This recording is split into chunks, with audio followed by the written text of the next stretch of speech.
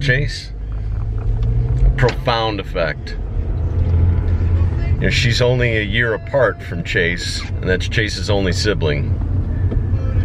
And if Chase didn't say much until he was 9 or so, it's the direct opposite with his sister. She's super social, super engaged, outgoing, and more of an expert in autism than even I am. I'll never know. You know, she's lived with them full time up until basically a year ago, until she went off to college. To have that constant presence of a sister who is engaging, and when I mean engaging, she is so incredible with him. She took him to the zoo last year for his birthday. You know, that says it all. Just the two of them. And she loves him with all her heart. How could she not? You know, maybe someday we'll have a video where she can talk about it, because she's the best person to talk about it.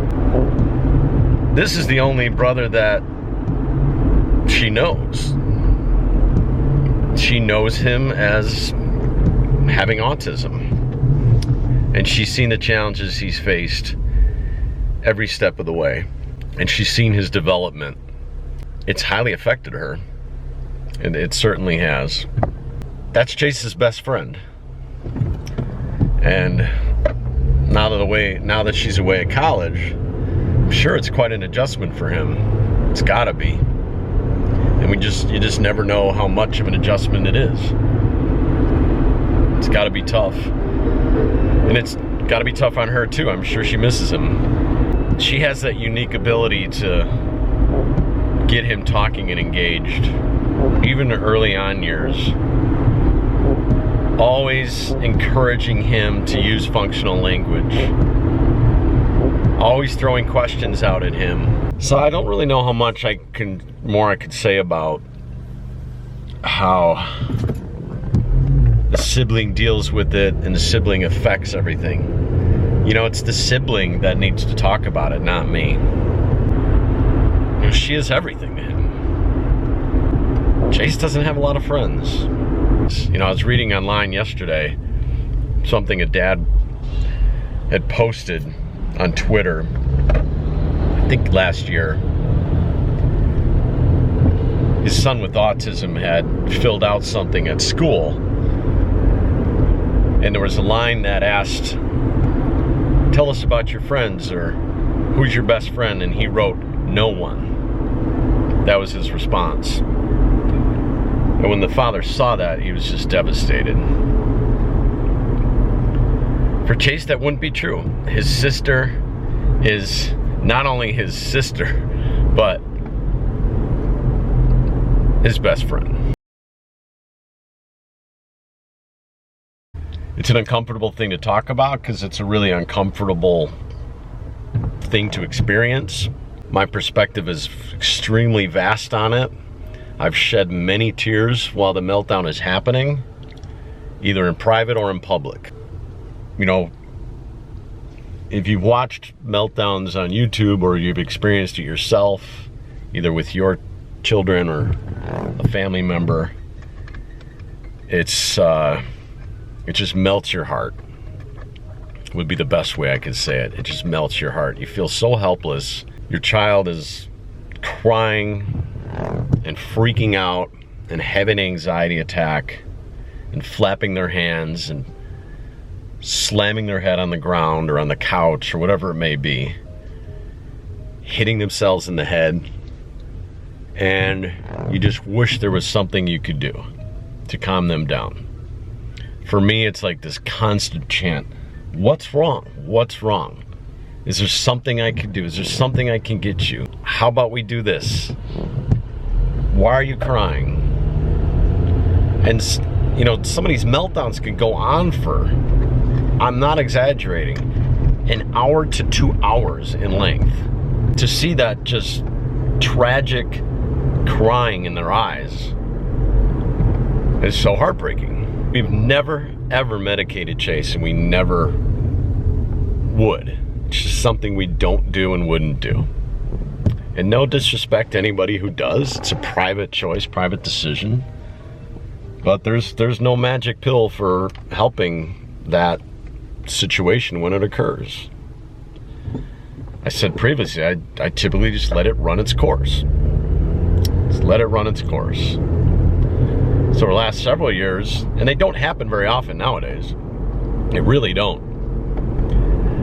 I'm actually passing by a mall right now where was one of the last ones where I would say he was having a meltdown. And that was at age 17. You don't expect that at that age. I remember that day like it was yesterday. I just had to get him out of the house. You know?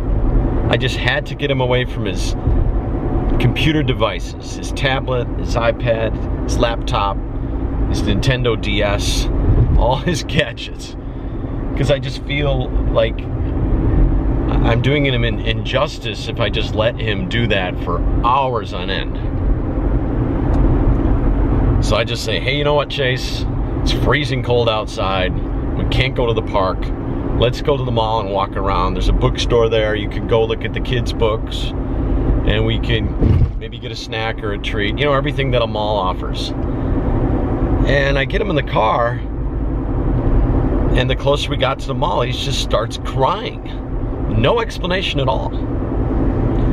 And sometimes I wonder, like, is his stomach hurt? Does he have a headache? Is he upset about something that he watched on his computer?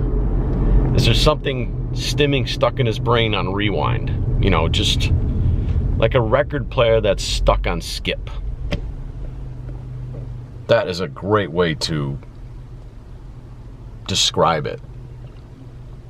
So I get him to the mall, and we get in there, and he's just crying. He's crying.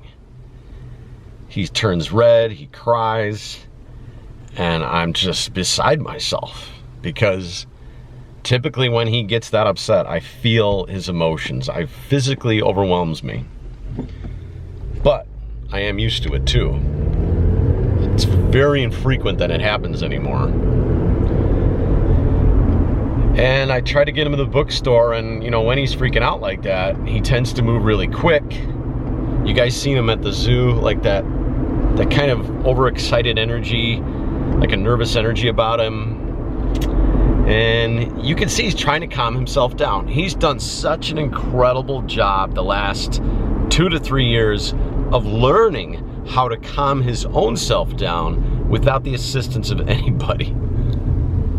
And you could actually physically watch him doing it. He'll take a deep breath. He'll try to stop crying. I'll wipe his eyes, wipe his face, give him lots of hugs and kisses. I'm always very affectionate with him. You know, you can't become all angry and emotional when the person is having essentially an anxiety attack, or what we call a meltdown. If they feel that energy from you, it's just going to make the meltdown worse. So try to remain calm. Try to be encouraging and comforting and gentle, compassionate.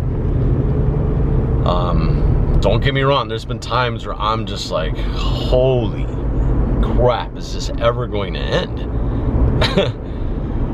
And the answer to that question is yes, it will end. So you yourself have to take a deep breath and try and relax. I don't think I'll ever... I've never felt interested in ever videotaping him having a meltdown. And I never have.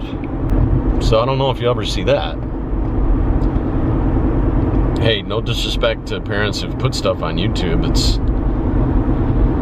You're teaching people when you do that, you know, this is what happens. And I just myself have never done that. I'm gonna take a break now here, and we'll be back with some more.